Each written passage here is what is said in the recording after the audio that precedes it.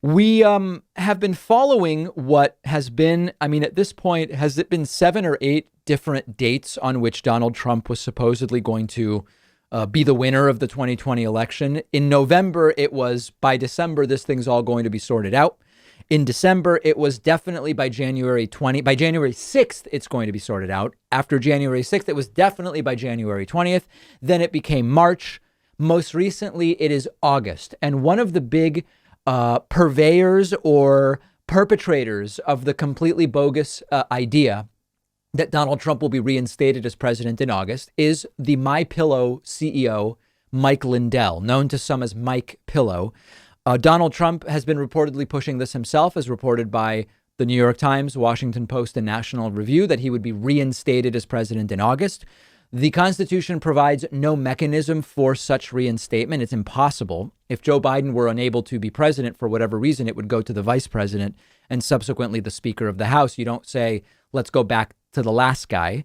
But MyPillow founder and CEO Mike Lindell, after weeks and weeks of saying it will be August, is now shifting to say, well, it actually could be September. Here he is yesterday on one program now saying, August, September. OK, we're going to see.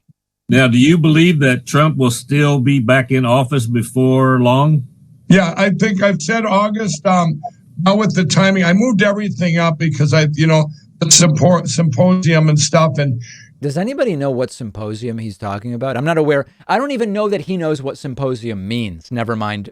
There was one, but OK. And, this, I know it's going to be, they're going to pull this down. They have to, they won't have a choice because of the evidence. But, there's different things they're doing. I've said August. It could be off by a month. It could be September. I believe it's going to be this fall for sure. So now we've got it's August.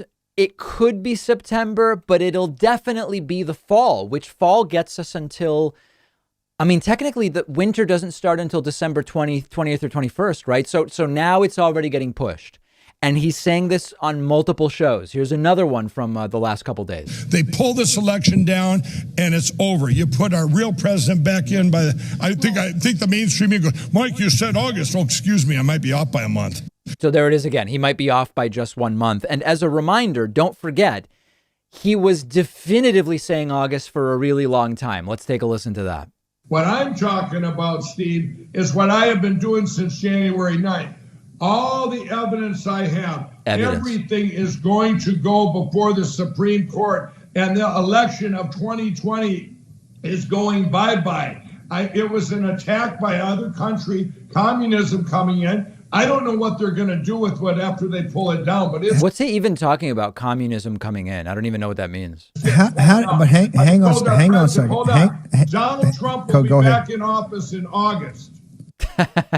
So that was even too wacky for Steve Bannon. That last clip was from Steve Bannon's show, and Steve even saying, "Oh my God, I got to control this guy. Slow down here. Let me ask you more questions." And Mike Lindell would not be distracted. So what's the reality of what's going on here? This is a grift. That's all it is. It's a grift for Trump. For Mike Lindell, he organized this rally a few weeks ago, and he's getting attention, and I guess he sort of enjoys it. But this is almost certainly going to become fall.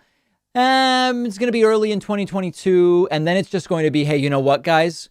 We didn't get the Supreme Court to do what we said they were going to do. We didn't get this other court. We just have to vote now. We just have to vote and make sure that strong supporters of Donald Trump win in November of 22. That is what it will become. We've been saying it for months at this point in time. And then it will become, we need to do this in order for Trump 2024. And money will be raised and people will spend money on this nonsense and they will be bamboozled as they have been for a really long time. Now, yesterday, when I interviewed psychiatrist Alok Kanoja, we talked about what is it for Trump supporters that has prevented them from getting beyond the denial stage of grief. And he said, it's tough to say as a group. I'd have to talk to them individually.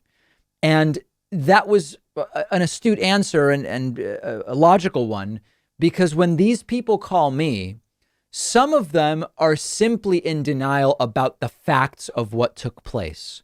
whereas others don't focus as much on bamboo fibers in Arizona and massive dumps in Michigan or whatever the case may be.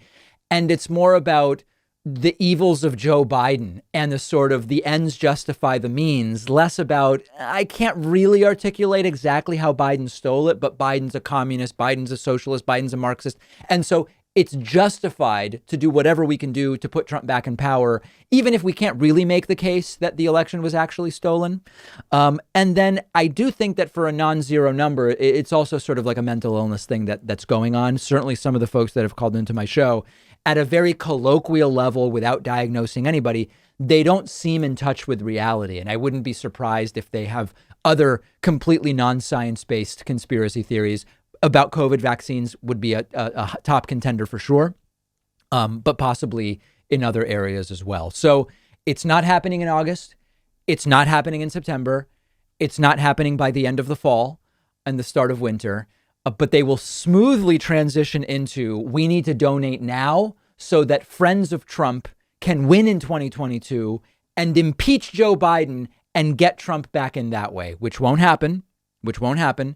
That will get them to 2024. The 2024 campaign will probably start in 23, and that's going to be the next 3.5 years. That seems to be very clearly the direction that all of this is going. If you see it differently, I want to hear from you. You can find me on Twitter at @Pakman. We are going to hear from some of you after this short break. And just to for a Friday show, this one is quite substantive, I must say. We're probably going to save the recording of this one. We'll be back right after this. One of our sponsors is Rise, the science-based app that makes it easy to improve your sleep and your daily energy. Rise helps you figure out what are your sleep needs, helps you achieve your best possible sleep through 2 core principles of sleep science: the idea of sleep debt, meaning how much sleep you owe your body, and circadian rhythms dictating your energy levels. Each morning, the Rise app tells you how long you'll be groggy, what your energy peaks will be during the day, when you should start winding down for bed for optimal sleep. I've been using the app on my phone every day for a while now, and I started noticing improved sleep and energy within just a few nights, and it's giving me a really good understanding of the relationship between my sleep and when I'm sleeping and my daytime energy. My audience can try Rise for free for a whole week by going to risescience.com/Pakman. The link is underneath this video.